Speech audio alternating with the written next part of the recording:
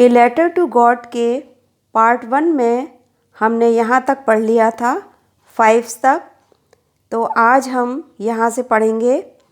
With a satisfied expression he regarded the field of ripe corn with its flowers draped in a curtain of rain. But suddenly a strong wind began to blow, and along with the rain very large hailstones began to fall. These truly did resemble new silver coins. The boys, exposing themselves to the rain, ran out to collect the frozen pearls. Now we will see the word meanings.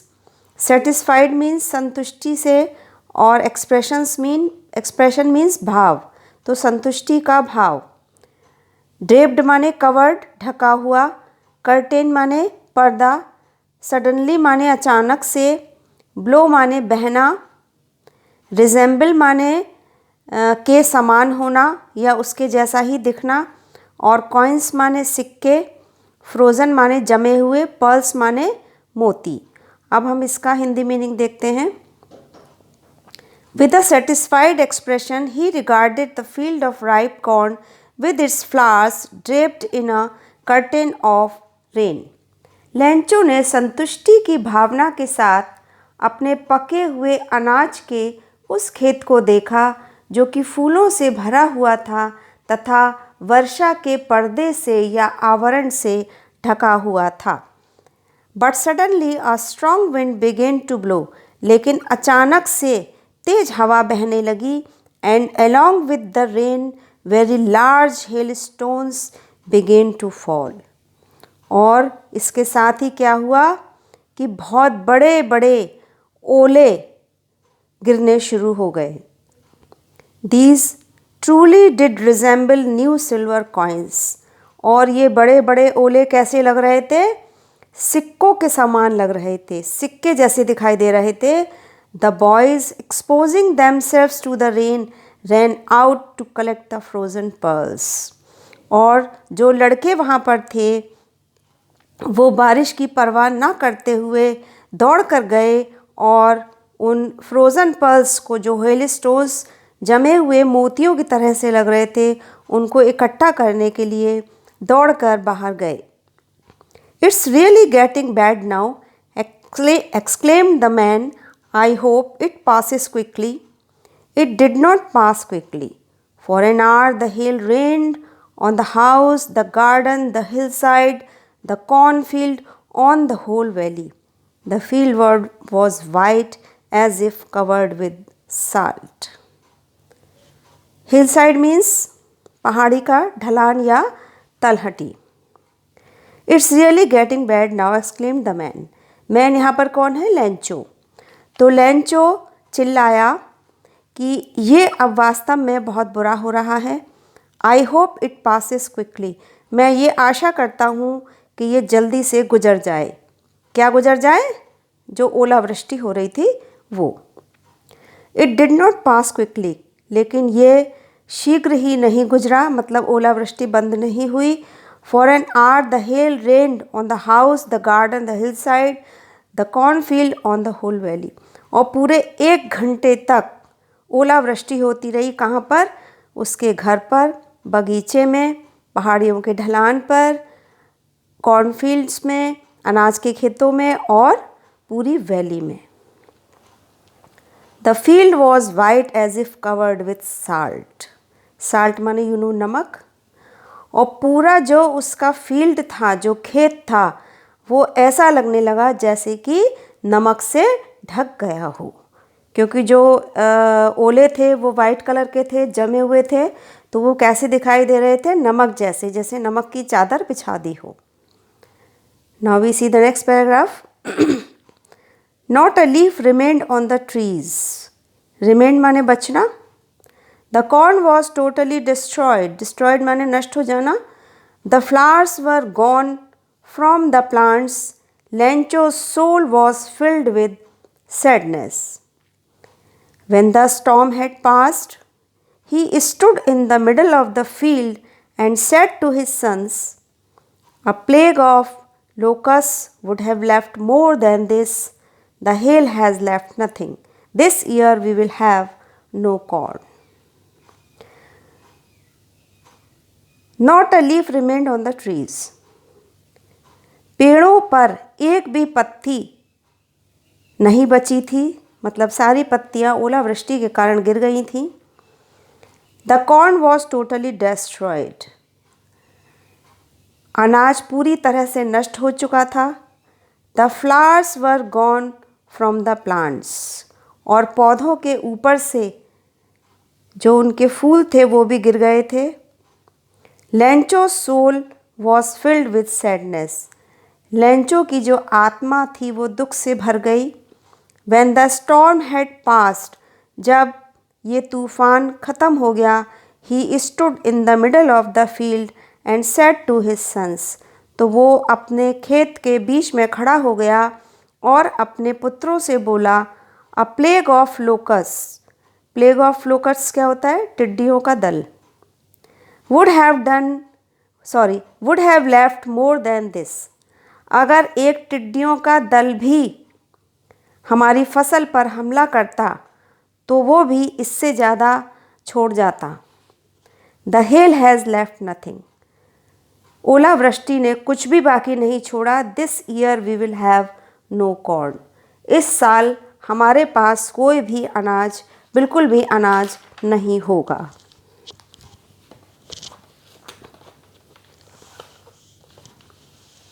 Now we come to the next page.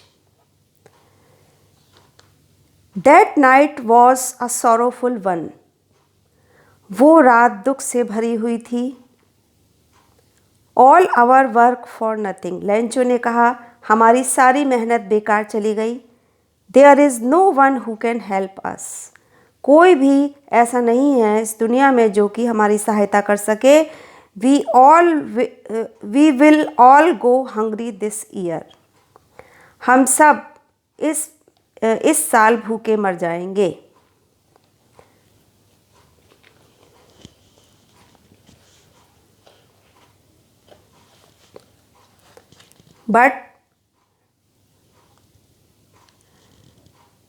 But in the hearts of all who lived in that solitary house in the middle of the valley, there was a single hope, help from God. Solitary माने अकेला, lonely, एकमात्र. लेकिन उस घाटी में जो एकमात्र घर था, और वो घर कौन था? लेंचो का घर था. उसमें रहने वालों के मन में एक आशा थी. होप माने आशा. एक आशा थी. क्या आशा थी? हेल्प फ्रॉम गॉड, कि ईश्वर उनकी सहायता अवश्य करेंगे. Don't be so upset even though this seems like a total loss. Remember, no one dies of hunger. That's what they say, no one dies of hunger. Don't be so upset. Upset माने दुखी होना या विचलित होना. तो Lencho ने कहा कि दुखी होने वाली कोई बात नहीं है. Even though this seems like a total loss. हालांकि हमारा टोटल संपूर्ण लॉस हो चुका है, सब कुछ जा चुका है, पूरा नुकसान हो चुका है, लेकिन फिर भी हमें दुखी होने की या विचलित होने की ज़रूरत नहीं है. रिमेंबर, याद रखो, no one dies of hunger. कोई भी भूख से नहीं मरता. That's what they say, no one dies of hunger. और लोग ऐसा ही कहते हैं कि कोई भी व्यक्ति भूख से नहीं मरता. All through the night, Lencho thought only of his one hope, the help of God, whose eyes, as he has been instructed, see everything, even what is deep in one's conscience. Lencho was an ox of a man, working like an animal in the fields, but still he knew how to write. The following Sunday, at daybreak, he began to write a letter which he himself would carry to town and place in the mail. It was nothing less than a letter to God. Now we see the word meanings. Conscience means अंतरात्मा. Following माने next. Daybreak माने morning. अब इसका हिंदी अर्थ देखते हैं. All through the night, Lencho thought only of his one hope. उस पूरी रात लेंचो केवल अपनी एक आशा के बारे में सोचता रहा, और वो आशा क्या थी? द हेल्प ऑफ गॉड, ईश्वर की सहायता, कि ईश्वर मेरी सहायता करेंगे। हुज आइज, वो ईश्वर मेरी सहायता करेंगे जिसकी की आँखें, as he has been instructed, जैसा कि उसको बताया गया था, सी एवरीथिंग, सब कुछ देख लेती हैं, even what is deep in one's conscious, यहाँ तक कि एक व्यक्ति की अंतरात्मा की गहराइयों में क्या चल रहा है उसको भी उस ईश्वर की आंखें देख लेती हैं। Lencho was an ox of a man, ox माने बैल, लेंचो एक बैल की तरह कार्य करने वाला हार्ड वर्किंग व्यक्ति था, working like an animal in the fields, और वो अपने खेतों में एक जानवर की तरह से कार्य करता था, but still he knew how to write, लेकिन फिर भी उसको लिखना आता था।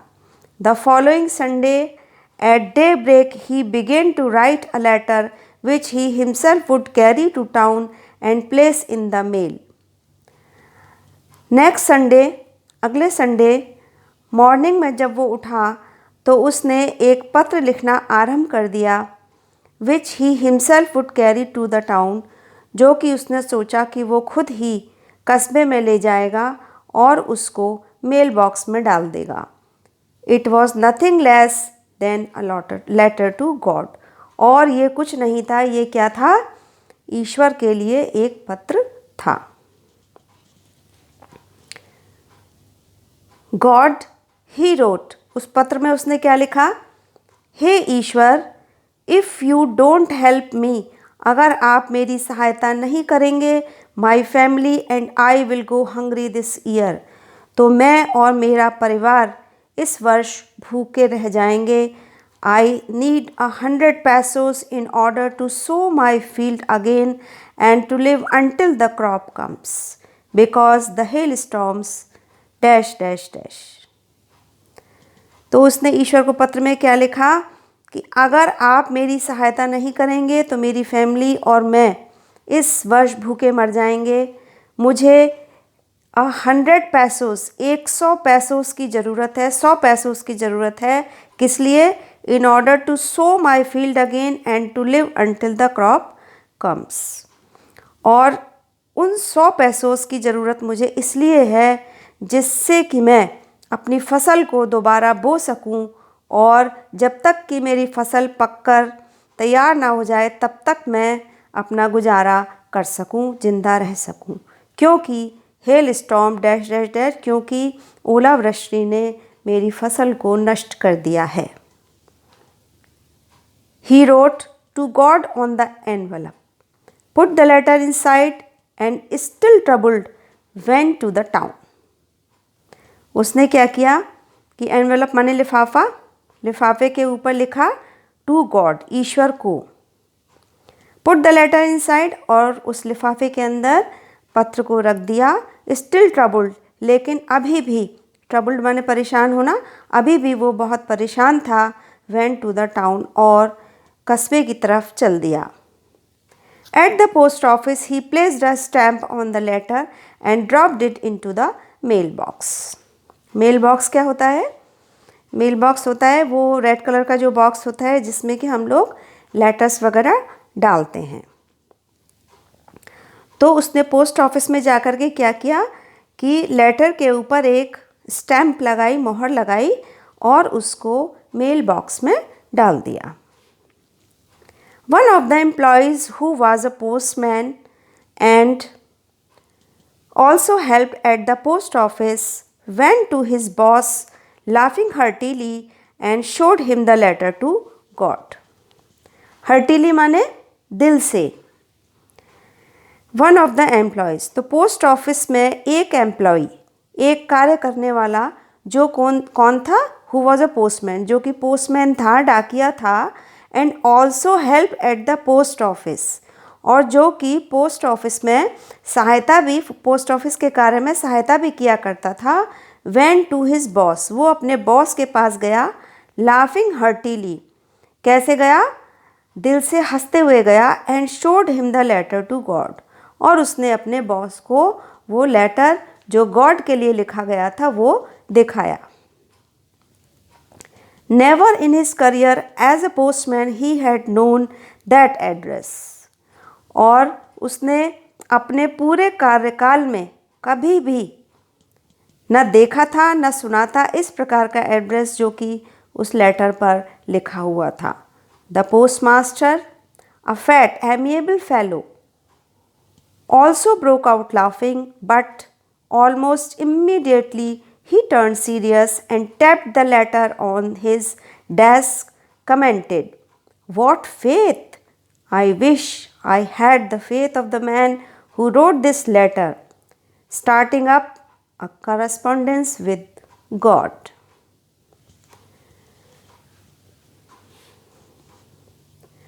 तो पोस्टमास्टर एमिएबल माने फ्रेंडली, सद्भावना से भरा हुआ। तो पोस्टमास्टर जो कि एक मोटा और सद्भावना से भरा हुआ व्यक्ति था, ऑल्सो ब्रोक आउट लाफिंग, उसकी भी हंसी निकल गई, वो भी हंसने लगा। बट ऑलमोस्ट इमीडिएटली, इमीडिएटली माने तुरंत, लेकिन लगभग तुरंत ही टर्न सीरियस, वो गंभीर हो गया। And tapping the later on his desk, और अपनी डेस्क पर लेटर को टपटपाते हुए कमेंटेड, उसने क्या किया, क्या कहा, वॉट फेथ, क्या विश्वास है, आई विश, मैं ये आशा करता हूँ, मैं ये इच्छा करता हूँ कि I had the faith of the man who wrote this letter, कि काश मैं भी उस व्यक्ति की तरह से ईश्वर में विश्वास कर पाता जिसने कि ये पत्र लिखा है।